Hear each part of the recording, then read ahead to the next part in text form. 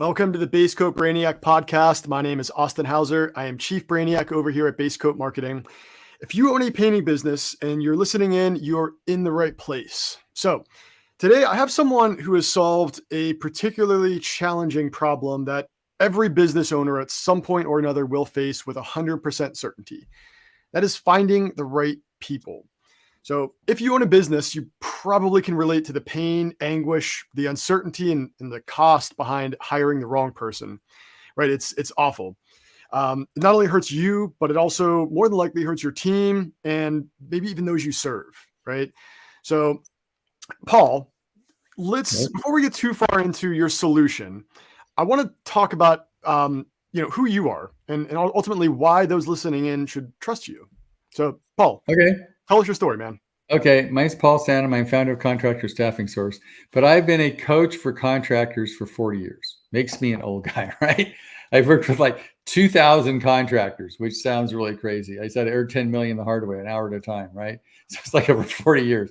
So I have literally thousands and thousands, I think it's 120,000 hours dealing with contractors. So I know your pain. And I've dealt with every kind of contractor you can think of over my many, many years of doing this. And so actually I started this company out of a desire, because what happened was my clients, I could get them from 1 million to 10 million, but they couldn't find the people to do the work, and that didn't help. So that's why I founded Contractor Staffing Source. And we currently, I think, recruit for 400 companies, something like that, across the country. So I've learned a lot about recruiting. I didn't know much when I started, right? But I learned. And so having been in this industry for 40 years, worked with thousands of clients, I pretty much understand the pain. And I have to say it, Austin, most contractors suck at recruiting. Yeah, I completely get that. And I think honestly, most business owners, when they get into business, don't understand how challenging that's going to be. I always say to any of my business coaches, if I could find the right people, I could triple this business tomorrow. And their response to that was, you're going to tell me the same thing 5 years from now. So, Right.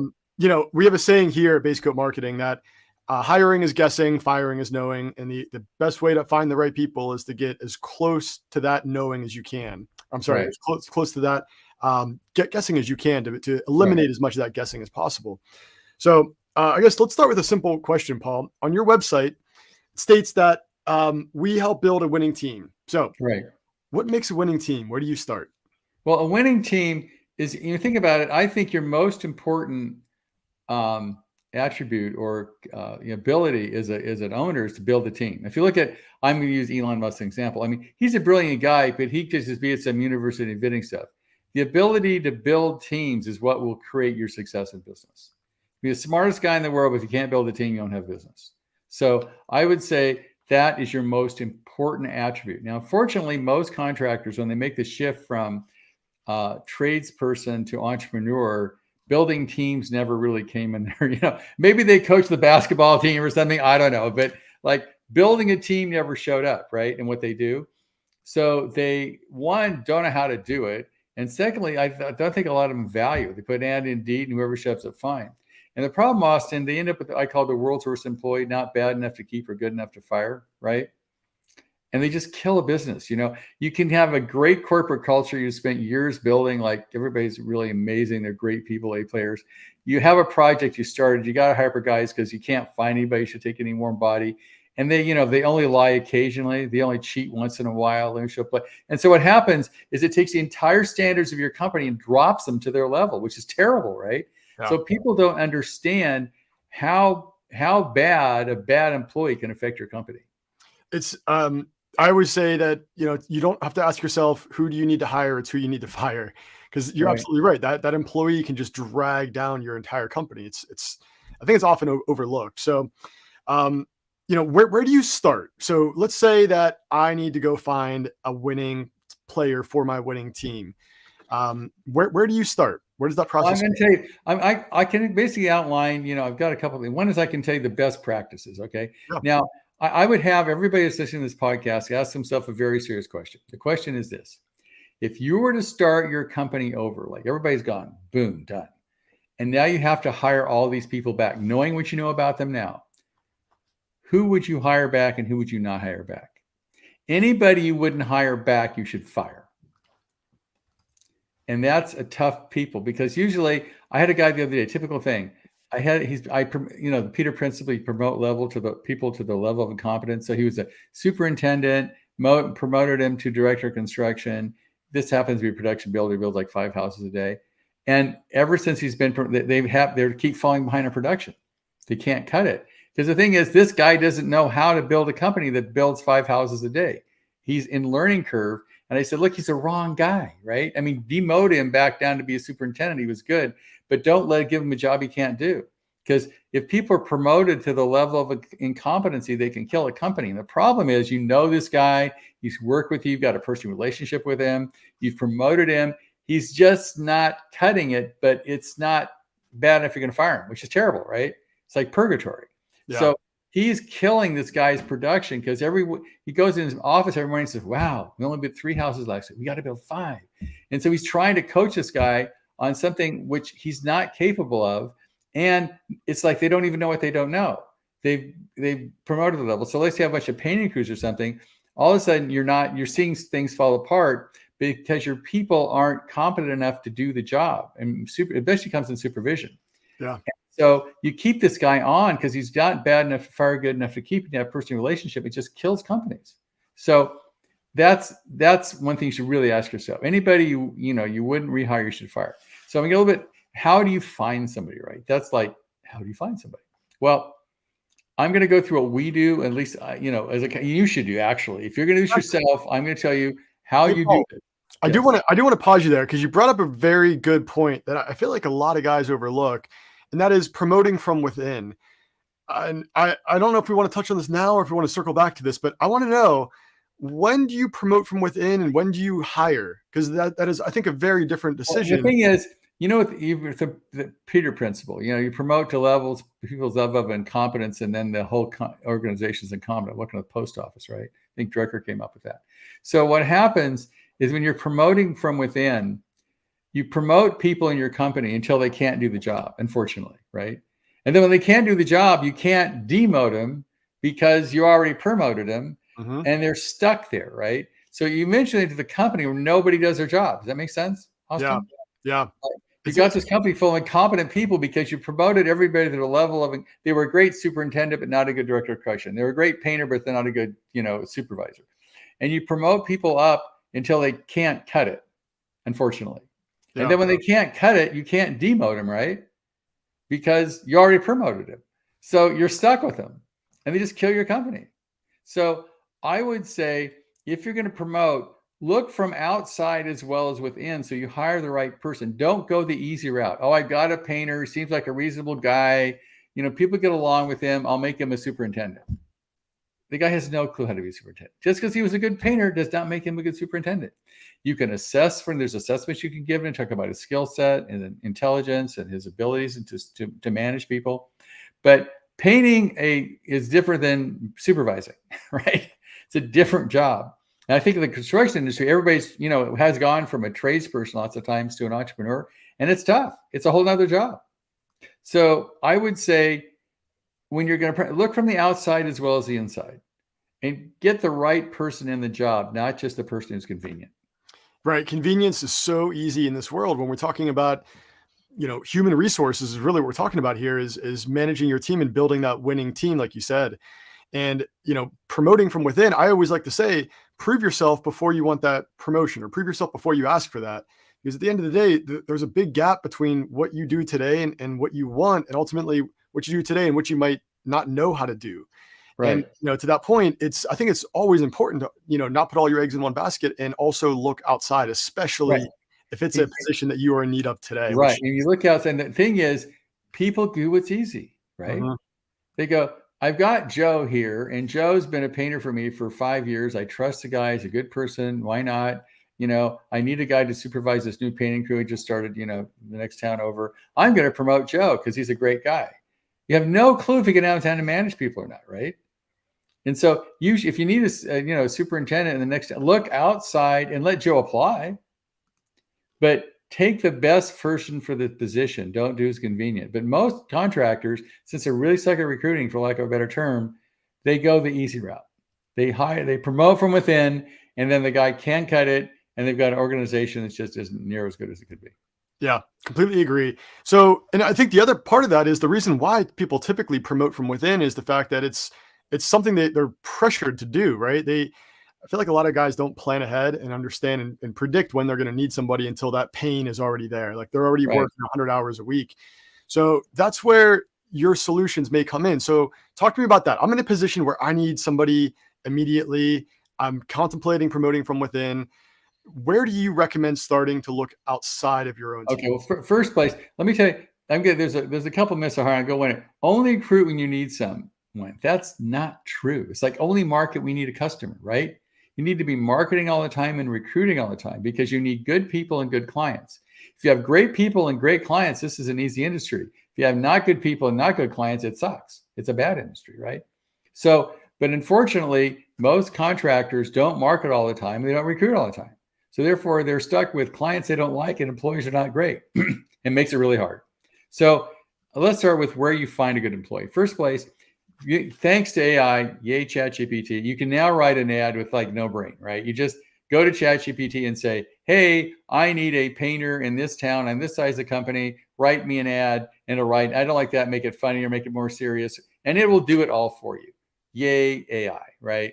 So Mhm. use AI to write the ad because I guarantee it will do a way better job than you will. Okay. Next, once you get this brilliant ad done that you think is amazing, because you've got, I guarantee the person you want to hire already has a job. If they don't, you don't want to hire them. Right. So you got to convince them, excuse me, to leave their job and come to work for you. So you've got to have a really cool ad out there that goes, wow, this is a place I really want to work. Not, well, I need money, I need to work. So ads got to be brilliant. So Next, I want to pause there because this is something that I feel like a lot of guys overlook is the fact that that is not a job description. You're not selling the job no. description. You're selling that's a job post. It's an And ad. the thing is, you have an internal market and external market, right, Austin? You're marketing to the outside, which is you're trying to find good clients, but you're marketing to the inside, trying to find employees. Yeah. So you've got to try to attract that person. So come work. You're selling. Come work for an awesome company. People love working for us. We're voted the best in employer in Texas, whatever it is. You've got to start with why somebody wants to work for you versus the job they've got. Not Yeah. we just pay so much a month because So people want to work for a company they love to work for. And that's really important. So when in a job ad, you've got it's just a market, it's an advertisement, right? You're trying to figure to solicit somebody why they want to come to work for you. It's no different than writing an ad for a customer. Same thing. love it. And can you provide any maybe examples of what are some points that people like to really push on those types of ads? Because at the end of the day, I feel like a lot of guys look at what they're offering their team and they're like, well, I don't know, I can offer you a lunch break or No, you say, work for the best painting company in Dallas, or like, are you tired of not being appreciated by your boss? yeah, Or do you feel that, you're not working with your peers? Or I mean, take pain points that employees have and pitch those in the ad, right? It's just sort of like when you're doing advertising, want to paint my house. It's like, we'll come paint your house. Everybody comes paint. You got to talk about we'll do it better, faster, quicker, cheaper. You have some advantage to why they should use you versus 20 painting contractors out there, right? Same thing when looking for a person. Why work for us? We're voted the best person to work for. We're great. We respect our employees. We pay well, but we have great teams. You got to push why somebody, when they look at that, wants to work for you versus who they're working for. So you've got to hit a pain point, right? I get out my job, my peers, they're not equal to me. I'm not paid enough. I'm not respected. My hours are terrible. I have to commute too far. I mean, all the reasons people quit their job and take another job. That's what you need to have in your ad. You got to appeal to that, right? It's an ad, right? They call it job ad. It's not a job description. yes. Awesome. All right, perfect. Continue. Okay. So now once you get this brilliant ad, you put it everywhere. When we post an ad, it goes on 188 job boards, plus LinkedIn, plus Facebook, plus any place on the planet this person might be, we will find them. Now, you can't do this. We're recruiters, so we can actually search those databases and you can't, but you still put it everywhere you possibly can. Just don't put an ad in Indeed, boom, I'm done. That just doesn't do it because you don't. Even if the ad's good, you've got to put it everywhere. Go stick it in the, your suppliers. Go put it on the wall, in your suppliers. Now, is there one source that typically has higher quality or higher volume leads? Is there? Well, Indeed sort of like the Google of recruiting. Yeah. They own the market. So placing it Indeed helps. But, LinkedIn, not for painters necessarily, but for project managers, you can do, we ran an ad. We found 160, framers for one guy. We did it on Facebook. Everything was Spanish. Nothing was in English. We did the whole campaign in Spanish. We found 160 carpenters in I think 2 months. And we responded. I think the things, but besides posting it everywhere, you got to respond in 10 to 15 minutes. Just like a lead, as if you were nurturing your own lead. Just like a lead. And what happens, guys post a job and they call a guy a week later. That's not going to work, right? So we try to respond within 10 or 15 minutes. We've got AI that'll do that, which helps us a lot, because we get like 3,000 to 4,000 applicants a week, and we respond to all of them within 5-10 minutes because we've automated all that stuff, right? Sure. So, but you got to respond to them right away. And we have to go through an average of 200 to 250 applicants to find a guy. So I want to hammer down on this point, though, because I think a lot of guys think they can just post on LinkedIn or on Indeed. I actually don't like Indeed all that much, because usually it's people looking for jobs sitting on their couch. Whereas social media and some of these third-party sites like LinkedIn, you're not necessarily on there looking for a job. You might be trying to connect with a business associate or your friends on social media. You might be employed, just not happily employed, right? Right. So, you do everything. Don't leave anything out. We use all, because we found, we hire like 10 or 15 people a week, and we post 400 job ads any given day across the country, US and Canada. So Indeed is a given, but there's also LinkedIn. You can search LinkedIn. There's Monster, there's Craigslist, put it everywhere. All right. And then respond in minutes, not days. That's tough. That's why we have a lot of clients, because people, you mean I'm supposed to, these 30 people apply today, I'm supposed to call back in 10 minutes? Yeah, that's what you're supposed to do. Yeah. That's why we're in business, right? Because we do the stuff that they don't want to do, but that's what it takes. Okay. You've got to respond right away. Now, next step, once you get the response, right, you've got to qualify this person. Now, as I said, it takes us 200 to 250 applicants to find a guy, right? So what happened to the other 199, right? So usually we have an assessment process. Now, assessment can vary from, do you have a green card and are you legal, to assessment can be, do this thing and I'll know more about you than your mom. We have like a bunch of different, there's different assessments out there. You can DISC assessments. Go on the internet, how to assess a painter, how to assess whatever. Ask ChatGPT. They'll give you a whole bunch of assessments and tests and things you can send people to find out, are they the right person?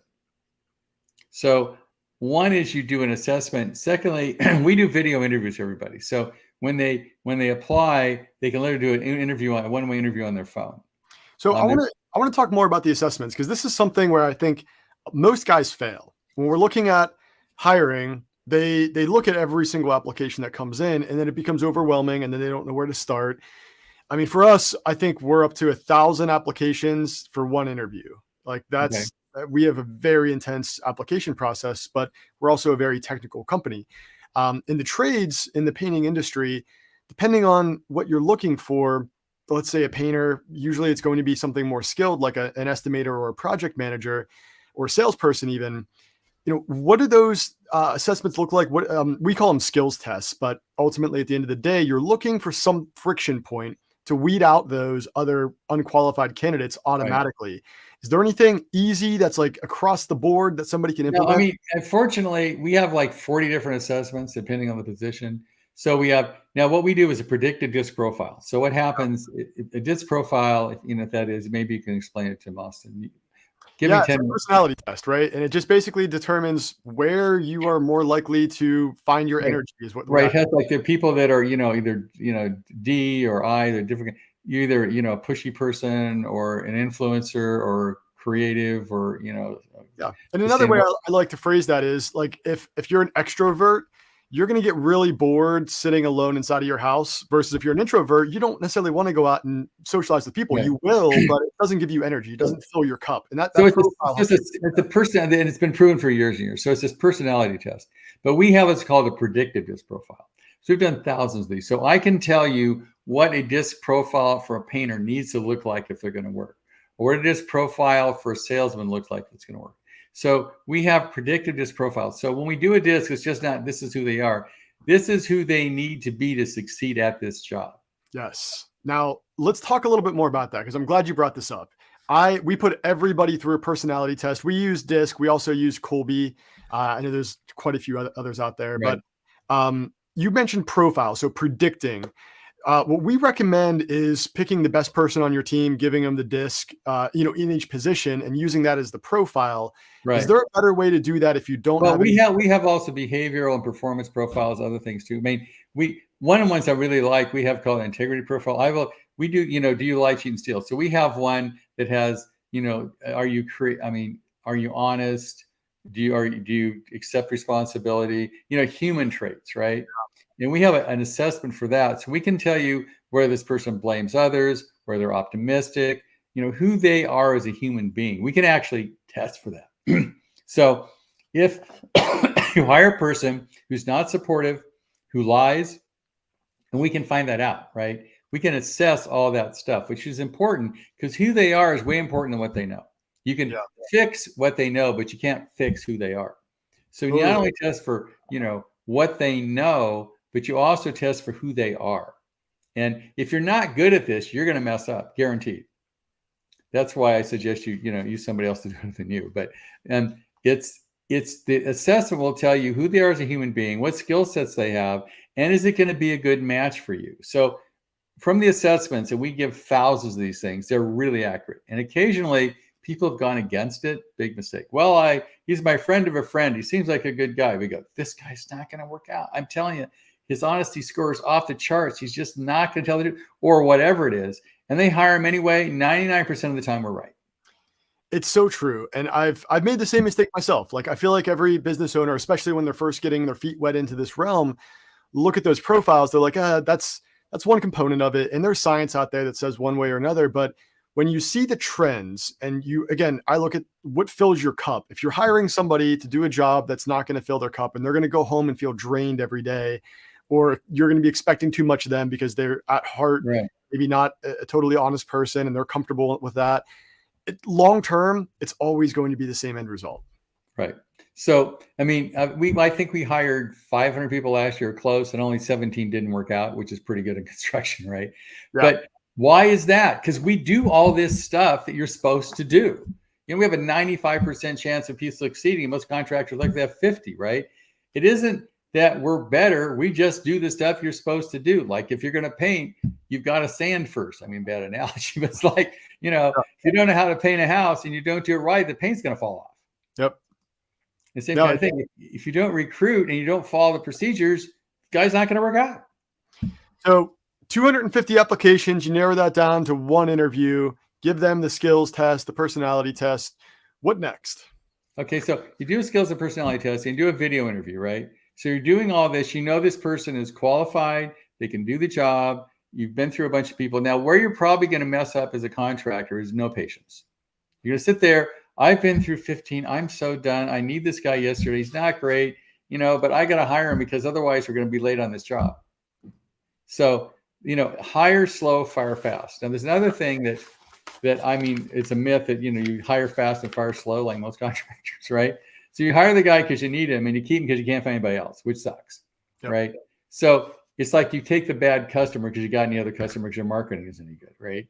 Yeah. So you take the customer, your gut's the wrong person, but you do it because you need a job. And then it ends up being a mess. Same kind of thing for an employee. Okay? So then once you do the interviews and all that, you make sure there's a gut feel, they feel good. And then again, do reference checks. Don't take anybody's word for anything. Do a reference check. Do a background check. They're cheap. They're $100. You can go do a background check on anybody. They'll know more about you than, the CIA, right? But you got to do reference checks. You got to do background checks. If you do all that stuff, it increases your odds substantially. If you miss any of those steps, you're in trouble. Totally. And let's talk about reference checks, because this is something where I feel like a lot of guys are like, everything else checks out. This is probably good. But reference checks are critical. And what questions do you ask a reference, though? Well, I mean, some people he just worked here and that's all I can tell you, which is a bad sign, right? Yeah. Legally, you're not allowed to say some things in some states, right? Right. You got to check the legal. But there are references. We have an automated one, but it's just, you want to find out, is this person somebody you hired? Do you like the guy? I have a sort of funny story. I had a client who hired a bookkeeper who embezzled them, really common in this industry, so he embezzled them. So they hired another bookkeeper, right? And the other bookkeeper embezzled them also. So they went to the DA and said, look I got a bit, what's it? She goes, don't you realize this person got fired from her last job for embezzling? Yeah, just come on, dude. I mean, be a little due diligent here. It's crazy, right? Yeah. So, I mean, I would say if you have bad employees, it's your own fault, for lack of a better term, right? Yeah. And everybody's coming, oh, there's nobody out there. There's nobody. That's not true. I mean, you can take two employers and they're painting contractors. They're 4 blocks from each other, right? And one guy says, I've got all these awesome people. I've got great people. These are amazing. The guy 2 blocks away, all employees suck. They're terrible. I can't find any good people. They're both in the same market. So what's the difference, right? It's protocol, it's procedure, it's mindset. It's all that kind of stuff that has to do with making you a great team builder versus somebody who just, has employees. I think another way to phrase that is, being a leader that wants to attract the right people. Right. That goes a long way too. And I think part of the interview process is knowing who you want to attract and what that type of person looks like. Right. So, you get that far down the interview process, you're calling the references. Where do you go from there? Well, basically then you make them an offer, but the offer needs to be market valid. You can't, the reason I say it's a problem is a lot of contractors have not kept their wages up to market value for that position. For whatever. It wasn't, they just, things have gone up and guys are paying their guys like 25 an hour, 35 an hour. Market happens to be 42 an hour, right? Well, the current guys are making 35 an hour. So how do you bring a guy in who's brand new, who's making more of the guys that work for you, right? It's a problem. Yeah. So, you got to make sure that you stay up with current wages. Because if you don't, one, people will leave you to go someplace else. But secondly, when you bring other people in, you won't pay market for that position and you can't get anybody. I think a question that comes up from that is how do you know what your market wages look like? Hey, go on the internet. It takes you 5 minutes, right? Go to Monster, they all have current wages for that position in this market. And you can go through ask ChatGPT, man. AI has been awesome for that stuff. So you'll easily find what your market is. You may not like the answer, like, oh my God, that's more than I'm paying any of my guys, right? Like, oh, and so deal with it. I mean, it's just, you need to stay current because otherwise you won't attract the right people. 100% agree. So, there's another couple myths I'd like to cover real quickly. One is, you have to, I have to hire within my industry. Unless a guy has 15 years experience as a painter, I'm not going to hire him. Bad idea. Who they are is more important than what they know. An example would be, we hire a lot of office managers and those kind of people and selection coordinators, whatever. Look at a selection coordinator. Like, for example, wedding planners kill it because when you think about a wedding planner, right? You got to get a bunch of sort of flaky people together, the band, the flower person, the venue. You got to get all these people together. They got to show up at the right place at the right time. And they have to pull off an amazing event and make everybody happy. Sounds pretty much like a painting job, doesn't it? or a remodel, right? So they make killer selection coordinators. But what happens is some guy will say, oh no, she's a wedding planner. She can't be a selection coordinator. It's the same skill set. Yeah, no. And this is, I think, a point that a lot of people overlook. It's the fact that you don't, how do I like to phrase this? Your past doesn't dictate necessarily what you're good at or what you are going to be good at in the future. And that's why whenever I hate to say it, whenever I look at applications, the college degree isn't super critical to me. It's something it shows initiative, but I don't look at that as being a determining factor. I look at how many jobs you've churned through in the last couple of years. If you're steady and you've been around a while, that's more important to me than anything else. But it's funny you mentioned wedding planner. Our head of customer experience here at Base Coat Marketing, it used to own her own wedding photography business. I think she still does it on the side, but there was something about weddings and bridezillas and being able to manage and coordinate with a bunch of people that puts people in the right mindset. And, I 100% agree. Look outside of your industry. So, I mean, I think that it's who they are again is more important than they know. So look outside your industry. Another one is, I mentioned earlier, hire slow, fire fast. Not most people hire fast and fire slow, which is totally wrong, right? Another myth is, So wait, before we move on for that, because this is important. I think this is where honestly most people fail, is they hire because they need to. So when should you start looking for somebody? never stop. That's the whole point. You recruit all the time. I mean, I'm going to tell you what we've done. I as a company, we went through 187 clients last year, all construction companies, and they all left our services for the same reason. You guys are awesome. You found my 3 people. We're done. I go, no, no, no. So I changed my pricing. Now it's like $1,200 a month, but you got to commit for a year because you should be recruiting all the time. And I've been beating this in clients' heads for years. Finally said, okay, I'll make it so advantageous at $3,000 a month or $1,200 a month for all year, because I think you should be doing it all the time. So I tried to shift my pricing to get people to do what they should do. Because most people look at it as a damn project. Like there's a beginning, a middle, and an end. I'm going to recruit. Once I find the person, I'm done. That isn't best practices. You should be recruiting all the time. You should be marketing all the time. They're just fundamentals of business. So what do you say to the person that says, I'm fully staffed, I'm overloaded, I'm not going to be hiring anybody for at least 6 months? What do you say to them? Okay. I'm in that position. I'm just for fun, I'm going to use the remodeling or construction remodeling example. Okay. Right. I say, okay, so you're not hiring any people. Now, what if a guy comes to you and says, well, I've worked for your competitor for the last, 5 years. He did something I think was totally inappropriate. I'm going to leave him. I know all of the clients you could have. I know all the subcontractors you need. I'm like a business in myself. And I'm willing to come to work for you. You going to not hire that guy? This is where, all right, you're absolutely correct. Opportunities come up typically unexpected. You're not planning for those, right? Right. So having the ability to scale makes your life so much easier. And the weight that's lifted off your shoulder when you have just the resources at your fingertips to say, hey, I'm ready to go. Let's go find the right person. And you don't have to worry about all the interviews and hiring the wrong person. Makes your life so much easier. Could not agree. I mean, it's a sports team. And I think of one sports team that doesn't have, a draft or recruit. I mean, any talent is looking for people all the time, right? And sports teams are good at building teams. That's what they do, right? Yep. So the basic practice is you look all the time. You're always recruiting. I know, like I was reading something in soccer, they start recruiting when they're 13 years old, right? For the team, right? So if you're always recruiting all the time, it's just like you're always marketing all the time. You never stop doing those 2 functions. And ABH, always be hiring. Yep. Right. And so I try to make it so inexpensive, $200 a month. You cannot not do this, right? The same thing. You should be, marketing. And the truth is, you can't do it yourself. I mean, you try, but you're not your own CPA. You probably don't fix your own car. And chances are there's certain things that you aren't good at. And it's okay. Just get somebody who's good at them. So, you're probably not good at marketing. Hire a damn marketing company who's good at it, knows what the heck they're doing, right?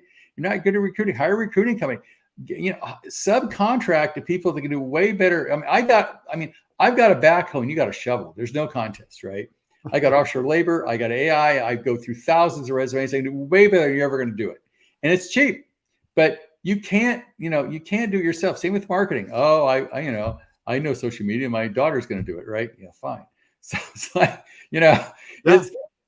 it's not good. So always be marketing and always be recruiting. Those are fundamental business things you need to do as an entrepreneur. You never stop either one of those. And if you do, you're going to have not great clients and not great employees. And this makes it a really hard, industry to be in. Also, I looked into hiring a full-time recruiter, and it is not cheap.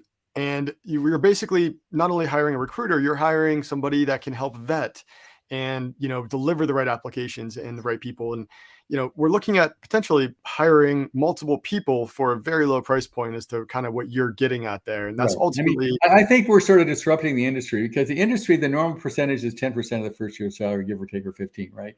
So you're hiring a project manager, it's $100,000, it's going to cost you 15 to 20,000 for one guy. Yeah. I can do it for your whole company for 1 year for the same price. Yeah. I mean, it's a contest, right? But how do I do it? I use a lot of offshore labor. I find these amazing, brilliant people in Venezuela, Bolivia, all over the world. They speak, 2 languages, have a degree in engineering, and a brilliant person like $6 an hour, and they're amazing, right? So Yep. that and AI, I mean, I can do stuff with AI that would take you years and I can do in 5 minutes, right? So that combination allows us to deliver an amazing service at a low cost. And to me, that hopefully disrupts this industry because recruiting is a big issue in construction. It's huge. And it's mostly because people don't know what they're doing. Like the thing we talked about earlier, they think they can do it themselves. I'm going to bring one more thing I'd like to bring out. It's a myth. Is employees are expensive. Oh, once I get the big job, I'll hire the person. Have you ever heard that? Yeah, exactly. You're Right. hiring from behind the 8 ball. Right. So once you get a big job, you're screwed because you go, oh my God, I need the person tomorrow. So you're going to make a bad decision because you're not always recruiting. Secondly, oh, I don't want to pay that much for a project superintendent. That's a lot of money. You can't make money without other people. You know, the best investments you're going to make employees. Don't chintz on employees are not expensive. They're the best investments you're going to make. Now, it varies a lot. I mean, I can hire a killer project manager in Mountain Home, Arkansas for $70,000 a year, and the same guy in San Francisco is $150,000 a year. Same guy, absolutely same guy. So, you know, but they're not expensive. Employees are great, and don't wait until you get the big deal before you hire them, because then it's too late and you make the wrong decision, and you will build the wrong team to get that world's worst employee, not bad enough to fire, good enough to keep, who's just going to kill your organization. Couldn't agree more. Now, after you deliver somebody, after you find the right person for that winning team, what happens next? What's that handoff? Well, we thanks to AI, my new best friend, right? We do onboarding procedures. We actually will take everybody in your company and do key performance indicators on what they need to do. We'll show you how to review them once a month, once a week, whatever. So all the HR functions, we don't do like payroll. We're not an attorney. We're not going to give you that kind of advice. But as far as helping build a team, we'll do everything it takes you.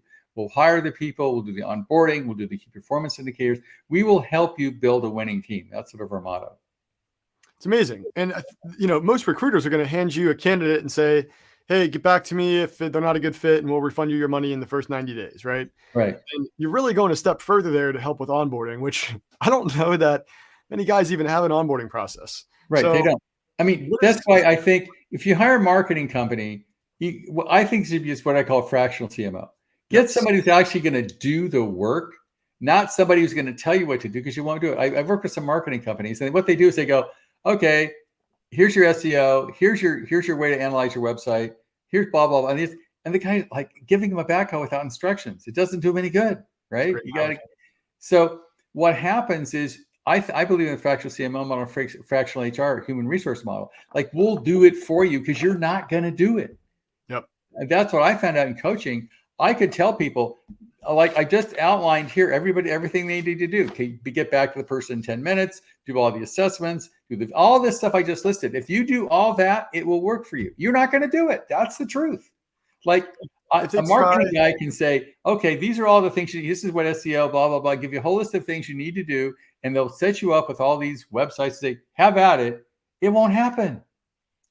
Yeah. And, some guys are going to listen to that as a challenge, right? Because there's some guys out there with a very strong sense of authority that they're gonna be like, I can do that still. But it's the like high D's, right? Yeah, right. It's like I think I mentioned it to you earlier. It's like trying to teach somebody how to play golf. I can sit there and tell you how to swing a golf club all day long, but you try to go swing that, you're gonna miss, or it's gonna get shanked 200 yards into the fairway or outside of the fairway. Right. So it's really important that yes, you can learn from failure, but what is that costing you in your time? As a business owner. It's a great quote. It was that smart people learn from their own mistakes and wise people learn from the mistakes of others. You know, and I think, you should outsource your marketing, you should outsource your recruiting, you should outsource your accounting. I mean, there's stuff that unless you're doing, unless you have like 100 employees and you can afford it. I mean, if you're big enough and you can afford a full-time HR person, you can afford a full-time marketing person, you can hire your own team. That's great. But most of the people listening to these podcasts have between 4 and 15 employees. They can't do it. So outsource those things. You have the resource to do yourself. It's way less expensive. It's a way better deal. And don't try to do it yourself because you will probably not. And the cost, you can't even, what is the cost of not getting good customers and taking a terrible customer that does you over? What's the cost of having somebody who's going to kill your team because he's not the right person? The cost is huge. Doesn't take much. And so, but a lot of guys, I can hire my own people. I can do my marketing. You can't unless you got big enough. Now, if you're at 20 million or maybe 50 million, sure, go for it. You can hire your own marketing guy. You can hire your own internal HR person. They can do all the stuff we're doing. Go for it.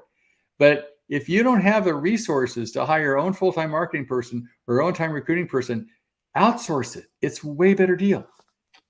Couldn't agree more. So, Paul, this has been very insightful. I think a lot of guys will have some takeaways from this for those that are up for that challenge and have the time. But obviously, when you get to a point where you start realizing how important it is to find that winning team, Paul and his company are very good at what they do.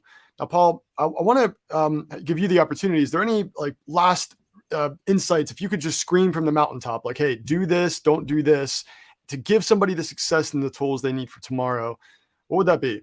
Don't do your own recruiting and don't do your own marketing. Find somebody who's really good at it, gives a good value, and let them do it for you. And just focus on running your business, not doing the work. Because again, the purpose of an entrepreneur is to lead the way. Find good people and find good resources to get the job done. It's like if you're two guys in a truck and you want to paint all day, that's great. If you love it, fine. If you want to build a company, model won't work. So that's what I tell people. And again, if you need, go to contractorstaffingsource.com. We're really good at this, or find somebody else. But I think what we've done disruptive in the industry is because we use offshore and AI and a bunch of other stuff, we're able to do it for a fraction of the cost of everybody else. That's the truth. But get somebody to do it who's better than you are, because the cost of a bad employee or not marketing, the cost of not a good client is way more expensive than you think. Yeah. And I'll just add to that. I think a lot of business owners look at their time and undervalue their time. And right.